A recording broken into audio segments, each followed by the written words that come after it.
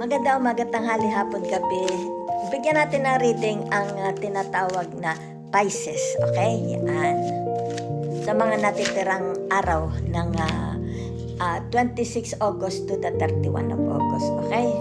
So, ibig sabihin nito, yung tinatawag na lilinis, okay? Lilinis ang pangalan mo. Ibig sabihin nito, yung tinatawag, kung sino man itong dinudumihan ang pangalan mo, di ba? Yan, malilinis na din, di ba? Yan. Kung sino yang, it's like pinapapangit nila ang iyong, dinidiscredit ka, pinapapangit nila ang image mo, di ba? It's like, dito yan, oh. Di ba? It's like didingging ka na. Diba? It's like matagal kang pinatatahimik. It's like wala kang boses, ayaw nila magsalita ka. But this time, magsasabi ka na, diba? Sasabihin mo ang nararamdaman mo, ang alam mo, ang katotohanan, diba? Yan. Bibigyan ka nila ng pagkakataong magsalita, diba? Yan. Matagal ka siguro nilang pinatahimik, diba?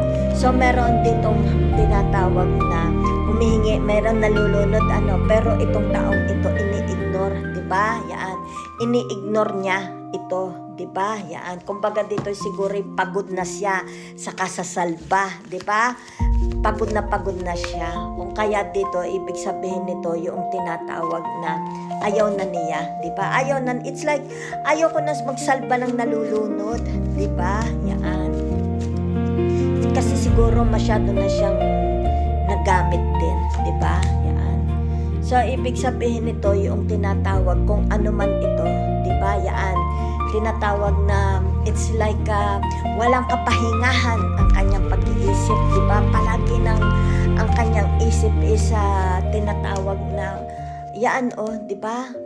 Para bagang hindi na namamahinga, 'di ba? Ang daming ingay, 'di ba? It's like tinatawag punong-puno ng ingay, 'di ba? Yan. Kumbaga dito gusto niyang maalis ito, 'di ba? Maaring problema, troubles, 'di ba? Mga tinatawag kung ano man ito kasi narito na siya, 'di ba? Napuno na rin siya. From head to toe na puno na. Ayaw na niya yung tinatawag na ayaw na niya mag-participate, di ba? Ayaw na niyang tinatawag, ayaw ko nang sagipin ka, di ba? Leave me alone. Yan ha. Gusto niyang matahimik na ang kanyang isip, di ba? Yan. So, ibig sabihin nito, yung tinatawag, may mga pinagsisilbihan siguro kayo. So, this time, gusto naman ninyo, kayo naman ang pagsilbihan, di ba? Nakakapagod din naman kung palaging ikaw ang magsisilbi, di ba? So, naririto blessings, di ba? It's like tinatawag, namulat na rin ang iyong mata sa katotohanan. Yan, no? Kita mo, di ba?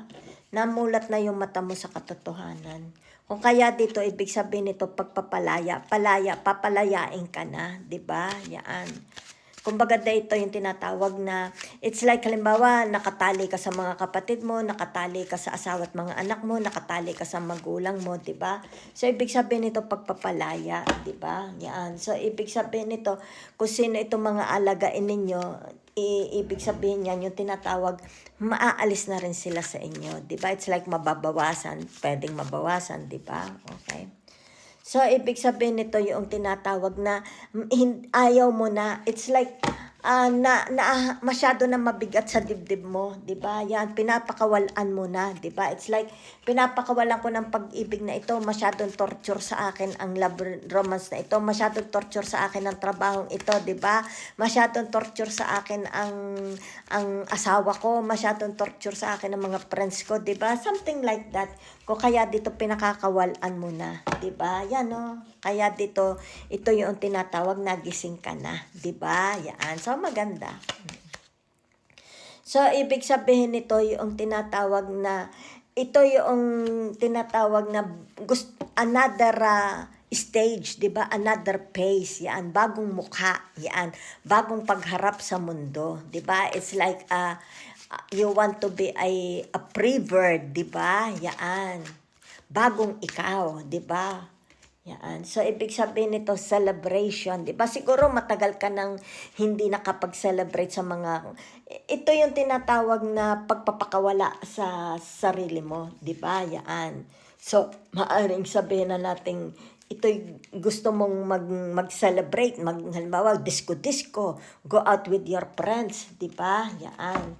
Kasi maaring dito yung tinatawag, matagal ka nang naging alipin, di ba? Matagal ka nang nagtrabaho, di ba? It's like yung tinatawag na pagsisilbi mo, okay? Yan, matagal na pagsisilbi. Yan ha, okay? So, ibig sabihin nito, yung tinatawag na tatapusin mo na. It's like, ako naman, di ba? Ako naman. Kaya dito, kung halimbawa may nalulunod, nangangailangan, ipagluto mo nga ako, ipagpalansya mo nga ako. Ibig sabihin nito, no, no, no. Ako naman, di ba? Kasi masyado na kayong sugatan. Gusto nyo naman yung tinatawag, mag-celebrate din, di ba? Yan. Ikaw naman.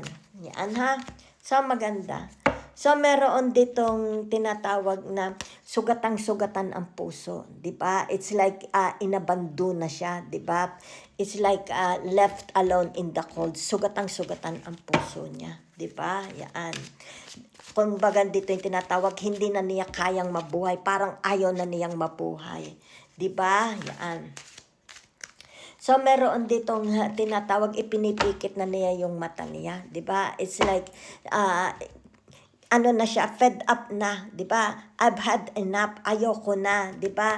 Masyado na maingay, masyado na, kumbaga dito'y nakaka-torture na, di ba? It's like tinatawag, pakawalan nyo na ako, di ba? Yan o, kita mo, pakawalan nyo na ako. Kumbaga torture na siya. Okay, yan.